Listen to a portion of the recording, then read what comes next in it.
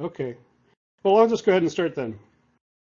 So this is a talk that I is a variation on a theme that I have been addressing intermittently over the last 6 or 7 years about the relationship of Buddhist ideas and ideas about the self and the continuity of the self to transhumanist aspirations. And I recently put up an essay at the IEET about the history of the ideas of the self, in particular in the Enlightenment, and how those ideas have changed. And so I want to recap some of that here. So part of my inspiration for this was an essay by the theologian Ted Peters called The Soul of Transhumanism. He published that back in 2005. And he reviews, he's a very liberal theologian, very friendly to transhumanism.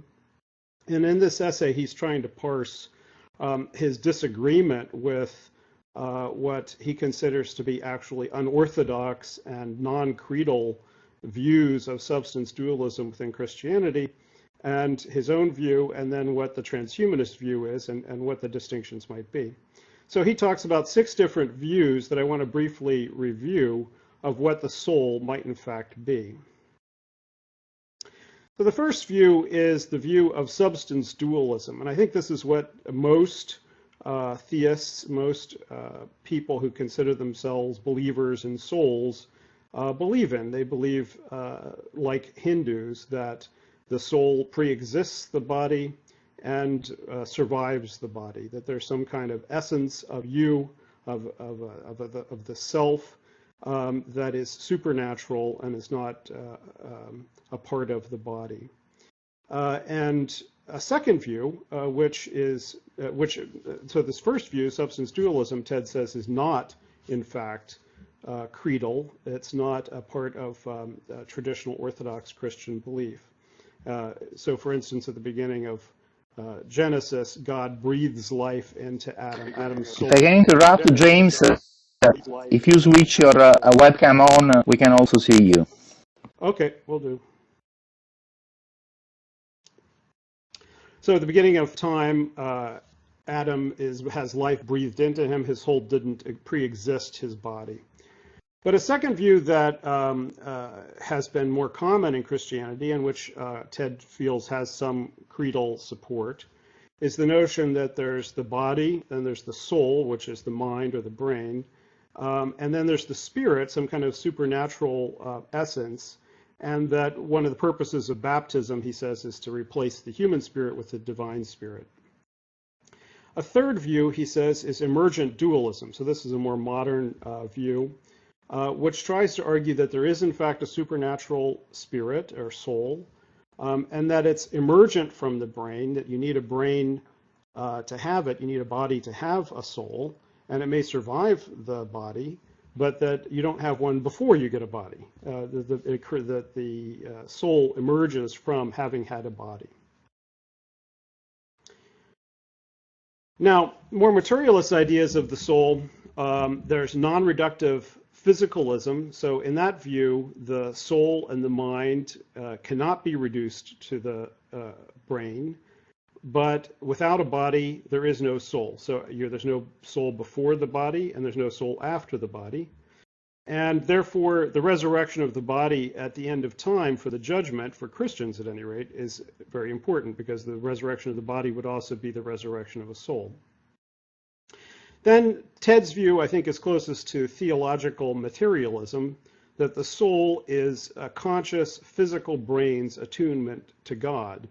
Now, in this essay, Ted is trying to argue against uploading, because he thinks, in fact, you need a material, physical human body in order to have this kind of relationship. I think his view actually supports a religious view of what a relationship to the divine might be, that you could have embodiment in a virtual space, or you could have embodiment, any kind of conscious embodiment would in fact allow this kind of relationship to God that he's talking about. So I don't think he's actually successfully arguing against uploading or robots.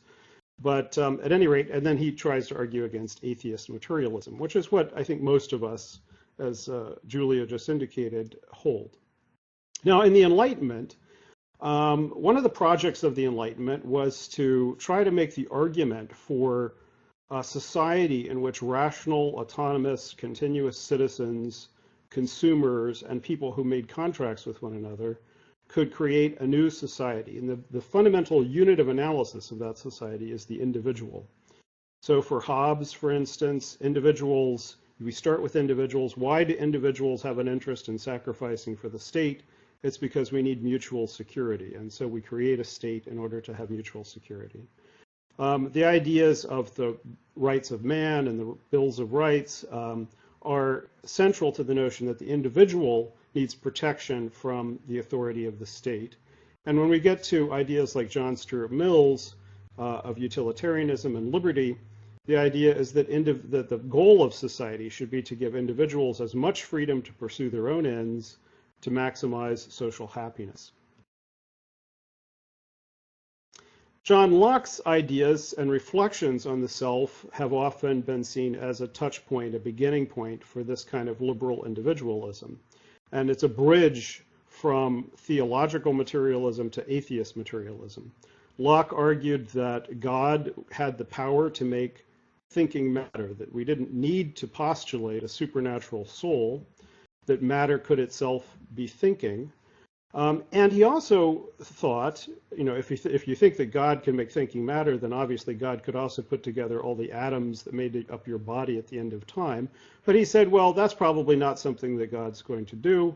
At the end of time, for the judgment, all of your scattered atoms will not be reconstituted. You'll get a new body. And therefore the question is, if you have a new body, what is the relationship between that previous person and this new person created at the end of time? Why would that person be held accountable for any of the sins or good karma of that previous person?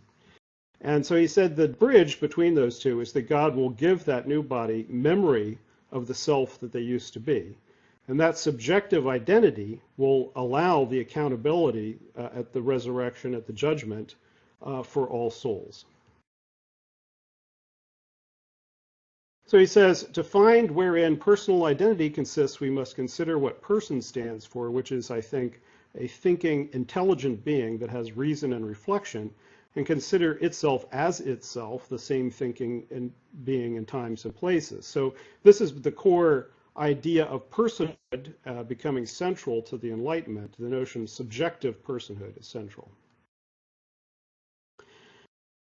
Locke also begins to play with the idea. He says, well, if the personhood, if this identity is thinking matter, and maybe it could be in different parts of the body. What if I cut off my finger and my finger was still alive and it had its own identity? What would happen then? And he doesn't go very far with this, but he begins to raise some of the questions that are essential later to the problems of identity. Now, the person who really deconstructs identity in the Enlightenment is David Hume, and David Hume's central idea was that all cause and effect relationships, all temporal relationships between different kinds of matter, different points of time, are just perceptual illusions. We don't have any firm reason for understanding that A, in fact, is related to B. And he applied that to his own psychological introspection. He said that the self, in fact, is just a bundle or a collection of different perceptions which succeed one another rapidly and in flux and movement, but that there's no necessary thing holding them together. There's no self or soul that can be perceived inside the brain which holds all the self together, and that this is just a perceptual illusion. Now, this idea that the self is in fact a perceptual illusion is incredibly threatening to Enlightenment liberal individualism, because if we are in fact mythical self-creations over time, then the idea that we are rational individuals pursuing our self-interest through markets and democracy doesn't make very much sense. And so if we're that confused about who we actually are, in fact, perhaps we should allow some kind of superior being or some kind of larger collectivity to step in and make sense of our lives and give us new direction. And so it would, in fact, it could rationalize certain kinds of despotism. And so I don't think that was one of the reasons why the Enlightenment thinkers and liberal individualists have always shied away from Hume's radical skepticism. Unfortunately, or fortunately, the growing body of neuroscience has made that inescapable, that we are, in fact, a bundle of these different kinds of processes in the brain, senses, proprioception, the feeling that we have boundaries to our body, self-awareness, cognition. All of these are separable, individually, modularly suppressible, damageable. When we split the corpus callosum, the left and the right brain can develop independent wills and volition. We've also done fascinating experiments, Kahneman's work on the experiencing self versus the remembering self, that you can subject your moment-to-moment self to a tremendous amount of pain, and as long as you give it a little drop of sugar there at the end, all you'll remember is the sugar, and your remembering self will say, I'll do that again, even though the sum total of the experiencing self was suffering. And so we're constantly deluded about the nature of our own experience and the continuity of our experience. And Thomas Metzinger has summarized this in his work, The Ego Tunnel, and his other books, about how the self is basically a narrative illusion, a fluid and selective narrative idea. Now, very few philosophers have grappled with this. Derek Parfit, in Reasons and Persons, most profoundly about 30 years ago. And he argued that that identity is probabilistic over time. In other words, we're much more related to who we will be yesterday and tomorrow than we are who we were 10 years ago and 10 years in the future. And that eventually the consequence of that kind of probabilistic relationship is that over the far future, our identity declines so much with our future, the selves inside our future bodies, that we are in fact have no interests with them any more than the interests we have with other people. And so he argued that one of the rationales for being interested in the future of all persons is that we have as much in common with all persons in sometime in the future as we do with the person who's inside our body. Now, Susan Schneider at UPenn has recently written this essay, Future Minds, Transhumanism and the Nature of Persons, where she points out some of the problems for transhumanists with personal identity and soulment, and parses out 4 basic positions that can be taken. Materialism, you are your body; ego, that you're a soul; patternism, that you're a psychological continuity; and the position that I argue for, which is no self. Nick Bostrom and his collaborators who wrote the transhumanist FAQ noted that this was a problem, that there is not an accepted position on personal identity, and that this raises certain problems for transhumanism, but left it open that this was needed more work, and it certainly does. So the most dominant position in transhumanism is patternism. It's the position that Susan notes that Kurzweil promotes. And also it's the position that rationalizes why neuropreservation for cryonicis is a popular option, because they're not identifying with their bodies so much as with the contents of their brain, the pattern of memories and personality inside the brain, and they want as much as possible of it to be recovered. And of course, the open question is, given the preservation techniques that we have today, how much will eventually ever be recovered from a frozen brain? Mark Walker, a philosopher now at New Mexico, has also grappled with this in this article from 2008. He argues there that the problem is maintaining a sense of subjective identity over time, and that as a consequence, if we change too fast, we might lose that sense. We might become disoriented by changing so fast that we don't think we were the same person anymore. And so he argues that we need to maintain a slow pace to our transformation, even to godlike status, because otherwise we wouldn't feel that we were us anymore. Martine has also argued for an interesting position in this debate. She's argued that we are, in fact, a collection of beams, fundamental, transmutable units of beingness, elements of personality, mannerisms, feelings, beliefs, values, and so on. And that if we put together enough of these in the future, record them and put them back together, that we could recreate some sense of personal identity. Now, the problem with this is that I think that it's not the kind of rich, subjective, personal continuity that most transhumanists hope for. I'm sure Martine, and she can tell us later, that she imagines or believes that the powers of artificial intelligence may be able to return that kind of rich subjectivity, but simply having, for most people, simply having a bunch of personality inventories and video recordings and so forth put together some aspect of your personality isn't exactly what they had in mind.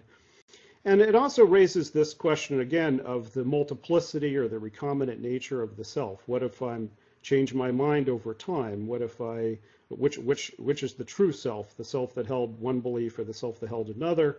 And what if you create multiple copies of me? Which is the real one? Max Moore, his PhD thesis was on this topic. He argued in his thesis, The Diachronic Self, that you could lose everything about you in the transformative process as long as you maintained your core values. He argued instead of for memory, which is what Locke and Parfit and others had focused on, he argued that having strong set of values and having the future you have those same values, even if it didn't remember you at all, would still be a maintenance of personal identity. Again, I don't think that personality erasure, even if the future person still had your values, is exactly what most transhumanists signed up for. So this is a pretty weak defense, I think, of personal identity again.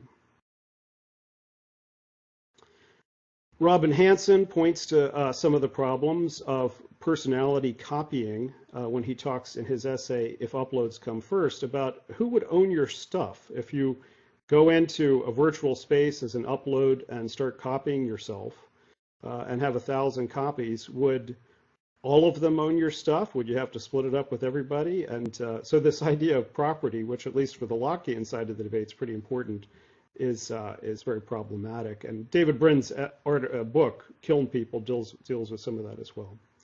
So what I'm arguing for is that transhumanism, because of the radical nature of the cognitive malleability that we imagine will be the case with memory recording, erasure, modification, sharing of memories with others, the conscious selection of the things that you have in your identity, the merging of our identities with others, body identity modification, that you could say, I'm not at all identified with my body, or you could be, you could incorporate extra limbs or devices as a part of your body identity, or you could have an identity across multiple bodies.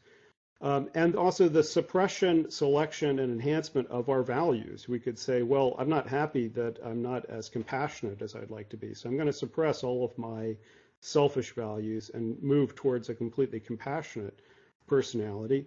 All of these kinds of changes over a radically long lifespan mean that the maintenance of any kind of personal identity narrative is going to be incredibly difficult.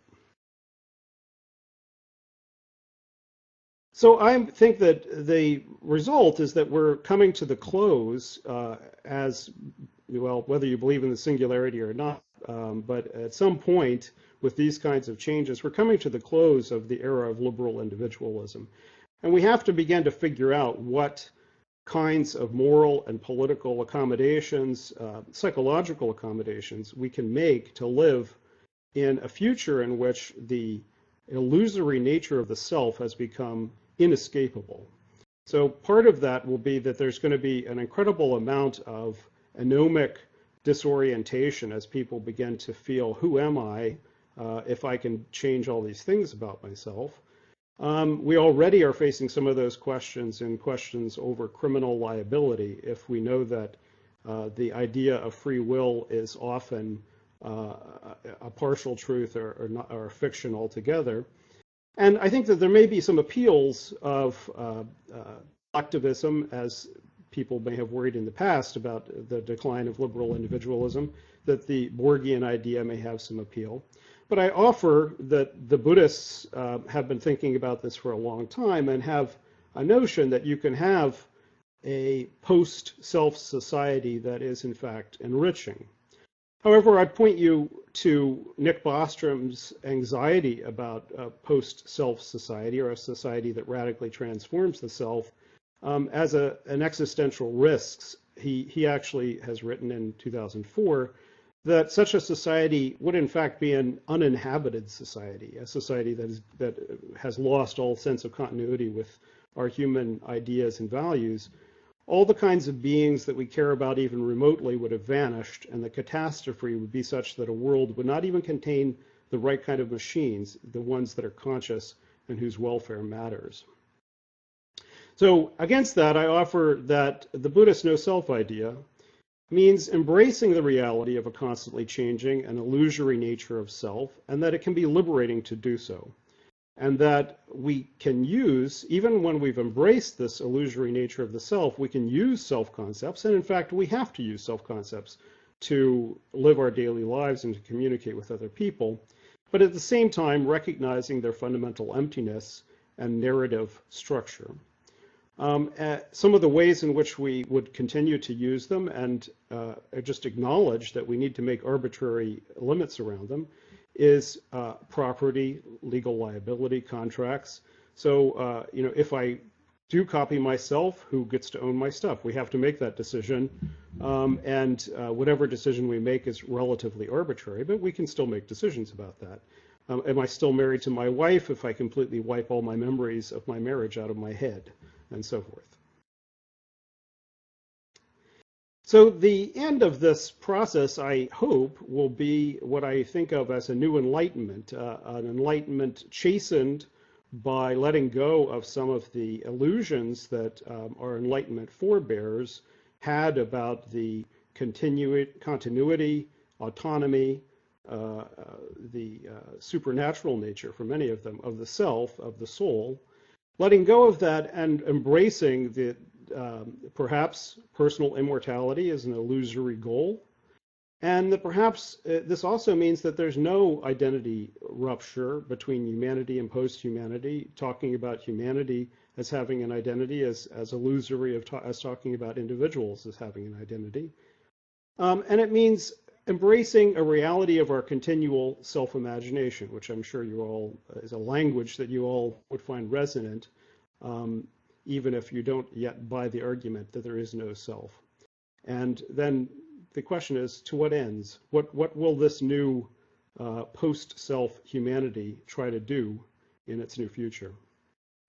So if you want to read more in detail about the argument that I presented, you can go to the IET and to this essay there, Contradictions of the Enlightenment. And email me, of course, at director@iet.org. Thanks so much.